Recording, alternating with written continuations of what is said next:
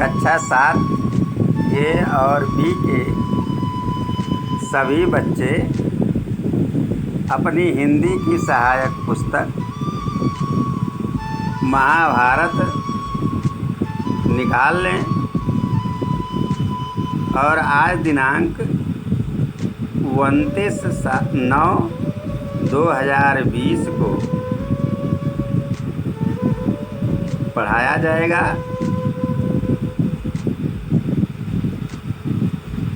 Unit 3 Amba और भीष्म निकाल कर देखें और ध्यान से सुनें।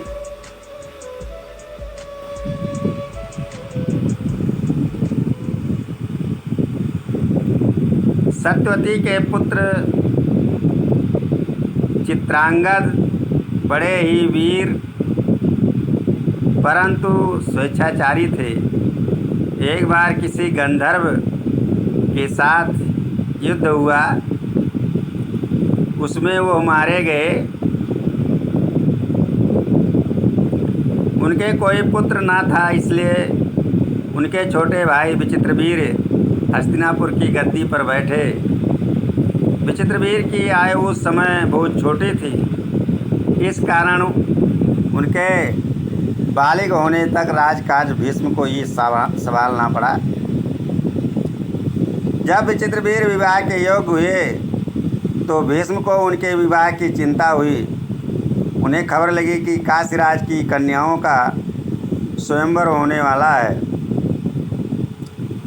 यह जानकर भीष्म बड़े खुश हुए और स्वयंवर में सम्मिलित होने के लिए काशी रवाना हो गए। प्यारे बच्चों,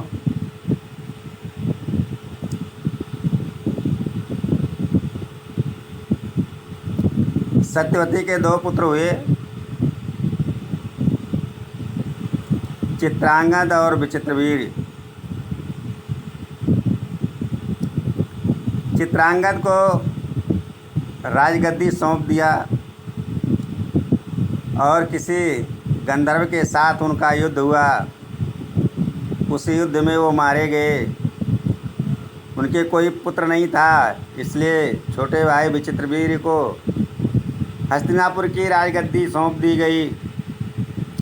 विचित्रवीर की आयु बहुत कम थी, इसलिए राजकाज का संचालन भीष्म करने लगे। जब विचित्रवीर बड़े हो गए, विवाह करने के योग्य, तो भीष्म को उनके विवाह की चिंता सताने लगी। कुछ समय बाद उनको खबर लगी कि काशीराज के नरेश अपनी कन्याओं का स्वयंवर करने वाले हैं।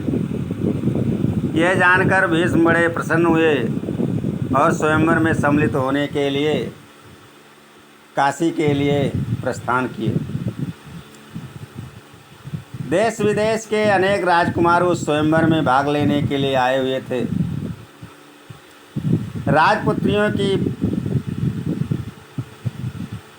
को पाने के लिए आपस में बड़ी स्पर्धा थी। क्षत्रियों में भीष्म की प्रतिज्ञा की प्रतिष्ठा अद्वितीय थी। उनके महान त्याग और भीषण प्रतिज्ञा का हाल सब जानते थे। इसलिए जब वो स्वयंवर मंडप में प्रविष्ट हुए तो राजकुमारों ने सोचा कि ये सिर्फ स्वयंवर देखने के लिए आए होंगे, परंतु जब स्वयंवर में सम्मिलित होने वालों में भीष्म ने भी अपना नाम दिया तो अन्य कुमारों को निराश होना पड़ा। उनको क्या पता था कि दृढ़वर्ती भीष्म अपने लिए नहीं वरन अपने भाई के लिए स्वयंवर में सम्मिलित हुए हैं। सभा में खलबली मच गई। चारों ओर से भीष्म पर फब्तियाँ कसी जाने लगीं। माना कि भरतवंशी भीष्म बड़े बुद्धिमान और विद्वान हैं। स्वयंवर से इन्हें क्या मतलब, इनके प्रण का क्या हुआ। जीवन ब्रह्मचारी रहने की इन्होंने जो प्रतिज्ञा की थी, क्या वह झूठी थी। इस बात सब राजकुमारों ने भीष्म की हंसी उड़ाई। यहाँ तक कि काशीराज की कन्याओं ने भी भीष्म की तरफ से दृष्टि फेर ली और उनकी अवहेलना सी करके आगे की ओर बढ़ चल दी। प्रिय बच्चों,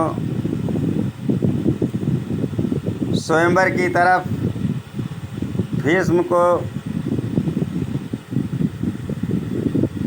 जाते हुए देश विदेश के अनेक राजकुमार उस स्वयंवर में भाग लेने के लिए आए हुए थे।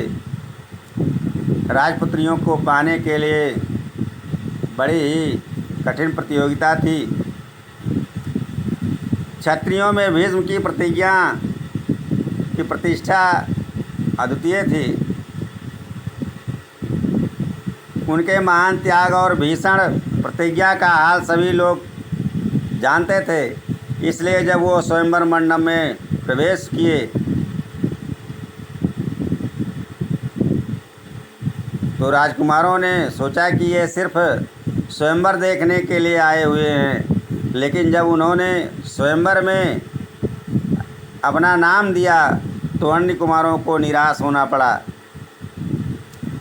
उनको क्या पता था कि यह दृढ़व्रती भीष्म अपने लिए नहीं बल्कि अपने भाई के लिए इस स्वयंवर में सम्मिलित हो रहे हैं। सभा में उथल पुथल मच गई। चारों ओर से भीष्म पर ताने कसे जाने लगे। सब लोगों ने कहा कि मानता हूँ भरतवंशी भीष्म बड़े बुद्धिमान और चतुर हैं, विद्वान हैं। स्वयंवर से इन्हें क्या मतलब था? अब इनकी प्रतिज्ञा का क्या होगा? जीवन भर इन्होंने ब्रह्मचारी रहने का जो व्रत लिया था क्या वो झूठा था? इस बात सब राजकुमारों ने भीष्म की हंसी उड़ाते हुए चारों तरफ शोर मचाने लगे। यहाँ तक कि काशीराज की कन्याएं भी भीष्म की तरफ से दृष्टि हटाते हुए और उनकी अवहेलना करते हुए आगे को निकल जाती हैं। भीष्म इस अवहेलना को सह न सके। उन्होंने सभी राजकुमारों को हराकर तीनों राजकन्याओं को बलपूर्वक रथ पर बैठा लिया और हस्तिनापुर को चल दिए।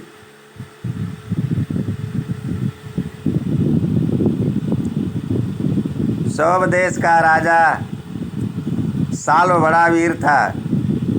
काशीराज की सबसे बड़ी कन्या अम्बा उस पर अनुरक्त थी और उसको मन ही मन अपना पति मान चुकी थी। साल्व ने भीष्म के रथ का पीछा किया और उसको रोकने का प्रयत्न किया। इस पर भीष्म और साल्व के बीच घोर युद्ध छिड़ गया। भीष्म ने उसे हरा दिया, किंतु काशीराज की कन्याओं की प्रार्थना पर उसे जीवित ही छोड़ दिया।